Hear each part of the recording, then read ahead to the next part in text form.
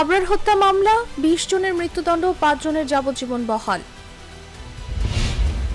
বিশ্ববিদ্যালয়ে যেন আর কোনো বাবা মায়ের বুক এভাবে খালি না হয়, বললেন আবরারের বাবা। আন্তর্জাতিক মানের নির্বাচন চায় ইইউ। করমুক্ত আয়সীমা ৪ লাখ টাকা করার সুপারিশ সিপিডির। ৭ কলেজ নিয়ে হচ্ছে ঢাকা সেন্ট্রাল ইউনিভার্সিটি। রাফির বিরুদ্ধে মামলার হুমকি দিলেন সেই কমিশনার একরামুলের স্ত্রী। ১৫ দিনেই প্রবাসী আয় ২০,০০০ কোটি টাকা, ভাঙতে পারে অতীতের রেকর্ড। শূন্য পদে নিয়োগে উদ্যোগ নেই, তথ্য চেয়ে জনপ্রশাসনের চিঠি। পুরোপুরি অনলাইন রিটার্নে যেতেই হবে, বললেন এনবিআর চেয়ারম্যান। মেঘনা ব্যাংকের নতুন চেয়ারপারসন উজমা চৌধুরী।